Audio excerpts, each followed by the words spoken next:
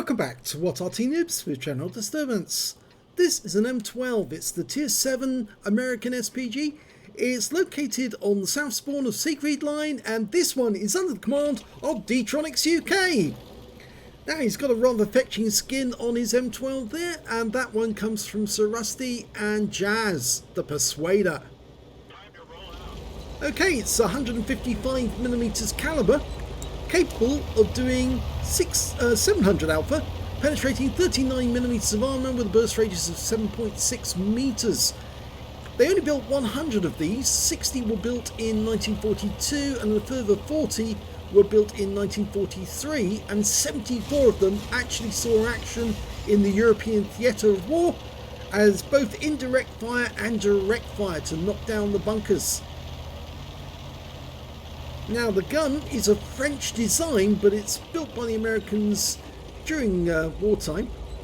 It's a very efficient gun, very accurate. Now they can only carry 10 shells in the actual vehicle at any one time. The rest of the shells had to be carried in a separate carrier, a T-30, and that would carry the rest of the ammunition.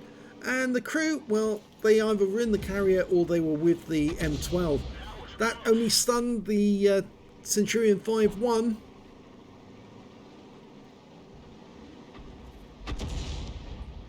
Looks like the GW tried to hit him as well. 24.01 seconds for the reload. From this position you can get good shots on that FV420. It's not 4201, sorry, it's just a 201. Unfortunately that shell hit the building, which protected the FV from any damage. Lining up another shot on that FV.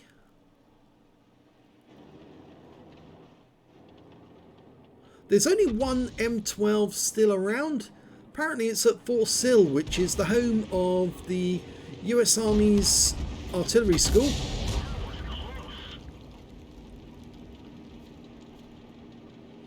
It was built on the hull of an M3, although a lot of people actually think that there was an M4 in there as well, but I think they were actually confusing it with the M40, M43. Okay, that Centurion is still there. If you ever watch any film of American artillery during the Second World War, you might actually find some film of the M12 in action, because they did use them in batteries. Well, only 28 hit points off the T-34-100, but he stunned a lot of them and forced them to all pull back, and that's important because it takes them, gives some relief to our guys who are at the other end of the street taking the shots from those guys. He's now going to have a go and see if he can hit that VK. It's a narrow shot, but he should be able to damage that guy if he comes into the frame. You saw a red line, stuns the lot of them, and that gives the T-26E5 a bit of relief. Plus, of course, he can take advantage of them. Oh, he's looking very closely at those guys there at that moment.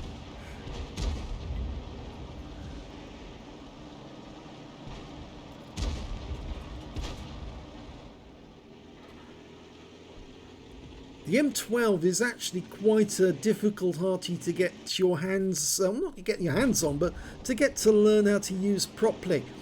Initially it can be quite difficult to get accurate results from it, but once you actually get to the Top Gun, it not only becomes accurate, but it becomes pretty deadly as well. Unfortunately that shell hit the building, and now we've got an Emil 1951 just coming around the corner, and he's about to assault our... Oh, lost his head. The IS-6 got ammo racked, blew his turret off, and he makes a quick drive through,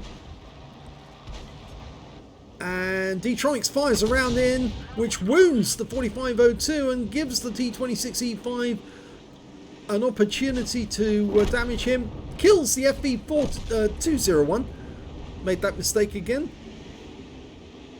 So we're desperately trying to defend this guy from all comers.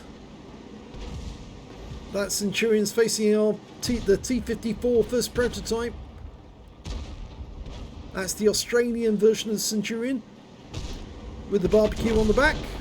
Oh, and he managed to kill the first prototype. But the Lurver put a 105mm round into him. And he's hiding his lower plate, which is the weak spot on the Lurver. Going back to the T26E5. Now that Wizzy 1111 FT is going to have difficulty trying to get around the corner without getting struck by D-Tronics, who plants around next to the VK to kind of warn them away. And I think the Wizzy took the message and said, nope, I don't want any of that. You see, they do get afraid. If they get hit by an Arty round, it makes them think twice, because they know that Arty can strike from above at any moment, and it could be game ending. D-Tronics is not going to shoot until the Progetto is ready to hit. No, that would hit the building. Just wait for him to come forward. Well, he fired anyway, and he's probably damaged the Progetto, but we don't know how much by.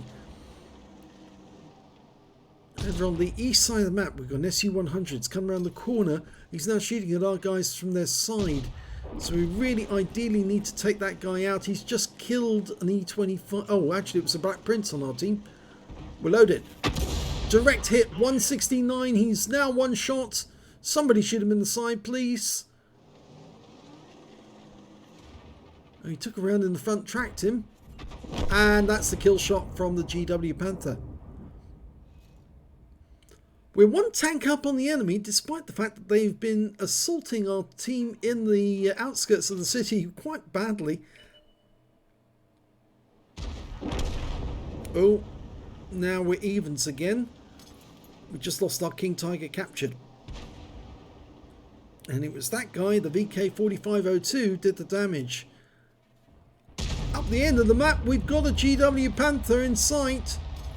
The AMX 1357 saw him. It's a long flight time, so you need a long lead on the target, and that's going to miss. Yep. You have to take account of the distance to the target. That's where these mods can really help, because they show the flight time.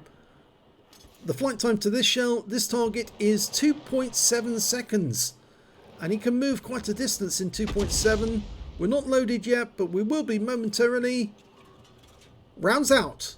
See, it's 3. There you go. 3 seconds for the shell to arrive. He does 196 hit points of damage, and the GW is now one shot. AMX 1357 should make short work of him. Okay, now we've got a Steel Waffenträger defending this corner against the T-34-100 and the IS. We really need a shell to put these guys off. Going after the T-34, direct hit, and he suffers some damage, but we lose the Waffenträger. And now all we've got defending us is the Super Hellcat and the T-25-2.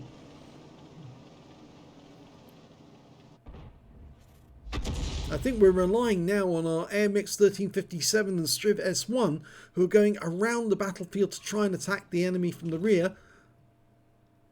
Now there is supposedly a challenger in grid square C6. He's actually moved. He's now in A7, and he just got killed by the Striv S1. And now we're one tank up on the enemy. I think the enemy suddenly realised, yes, their rear is open to our lights. Rounds out in the T-34. Direct hit! Wipes him out, even on the move. He planted the shell ahead of his track and wiped him out of the game. He's back in the garage saying, "Ah, it's unfair. Arty hit me." Yes. Even if you're on the move, we can get you. We just need to aim enough lead on the target. Progetto rounds out. Kill shot! That was right next door to him, but it splashed him to death. So there are now only 3 enemy left. A VK4502A, a Wizzy 1111 FT, and an IS. Now, when they were last seen, they were fairly close to our side of the map. And the T-25's moved. There's the Wizzy. Rounds out. Direct hit. 246. Right into his side. That's going to help our teammates. The AMX needs to relocate around. And he's found the IS. And he's right alongside the AMX. Unfortunately, gets wiped out. But now, can the Striv damage this IS? I'm not sure if he is in a position to hit him. He fires a round in. We fire a round in. Only stuns him.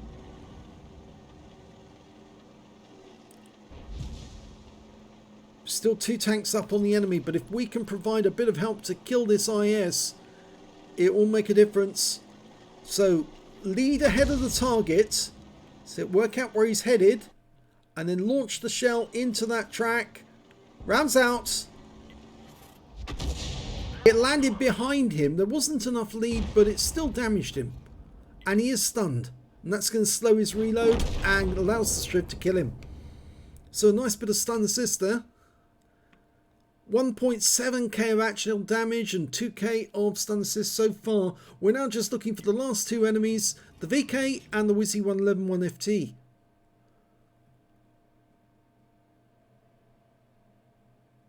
Now this is where it really helps to be looking ahead of where your enemy is searching, to see if they spot the enemy. You'll be looking exactly where they're looking and can see their view range.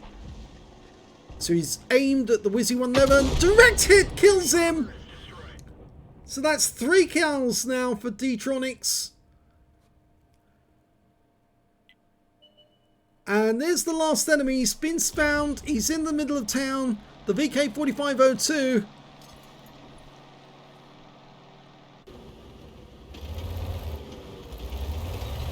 Well, I think D-Tronics just wants to get closer. I think he actually is thinking about going in there and shotgunning the guy. I certainly get the feeling to do that sometimes, and it sometimes pays off, I can tell you. It's quite funny when an enemy suddenly turns around the corner and there's an Arty looking him in the face, shotgunning him.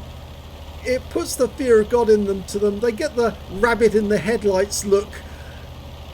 But the last enemy is dead, and so it is a victory for D-Tronics in the M12. Let's have a look at the end of battle stats. It's an ace tanker for D-Tronics UK in the M12, and it's not just any old ace tanker. This is his first. You only get the scrolls the first time, and he got them. So yes, congratulations on your first ace tanker in the M12. And he also managed to get a bruiser medal for getting at least 5 critical hits in this one. He managed to get 17, and he also got a Confederate medal for hitting more of the enemy than anyone else on his team. And the reason I think this is special, actually, because this is his NA account, not his UK one. It's not his EU account. This is the NA account. So he's managed to work his way up to an ace tanker, first ace tanker, within, I think it's just 4 weeks of opening this account. So very well done indeed, D-Tronics. A win 8 for that game was 3,245, which is Super Unicom standard. Let's have a look at team score. Well, we can see the highest damage in that game was actually done by the VK4502A on the enemy team with 3,155 hit points, but no high caliber. So he must have been a naughty boy and accidentally done some team damage at some point or other, or it just wasn't 20% of the enemy hit pool in total. The next high scorer was the Emil on the enemy team with 2,566, and after that it was the T26E5 with 2,230. D-Tronics managed to get 1,961 hit points of actual damage in that game, and of course got that Confederate, and the AMX 1357 picked up a patrol duty even though he died during the game. When it came to kills though, it was D-Tronics. He got 3 kills. 2 kills went to the Strip, the T25, the AMX 1357, the GW Panth and the T34-100 on his team, and only 1 member of the enemy team managed to get more than 1 kill, and that was the SU-100M1. When it came to base XP, he's got the top in that one. So he's got the top in 2 columns. 1,132 base to D-Tronics, 1,034 went to the T26E5, and 914 went to the AMX 1357. D-Tronics fired 20 rounds in that game, got 5 direct hits, 21 splash, and damage of 1,961 hit points. So he fired 20 rounds. Actually, he fired all of his ammo. He says here, yes, he ran out of ammo. I just suddenly recognised 20 shots in an M12. Well, you only have 20 shots. And so he ran out of ammo with his last shot. And I think that's probably why he was moving, because he wanted to get to the enemy cap and start capping, because there was nothing else he could do. Couldn't shoot at the enemy. He had nothing left. 1,961 hit points of damage, all of it at more than 300 meters. He damaged 9 of the enemy, killed 3, and that's why he got the Confederate. And 2,036 hit points of stun assist of 18 stuns. On a premium count, he earned 48,728 credits, got 50,000 credits for completing the mission events, and and his grand total was 98,728. After ammunition resupply and consumables, he still took away a massive profit of 56,328 credits. He got 1 bomb for getting the Confederate, and 1,698 XP times 2 for the first victory, 1,000 for completing the mission and events, and took away 4,396 experience points altogether. So great little game there by D-Tronics in a fully equipped M12. He's at this moment trying to make his way through the tech tree on the NA server, and he's actually doing the referral program with Zoe Balls, so hopefully Zoe will be getting a premium tank, and so will D-Tronics out of this little venture.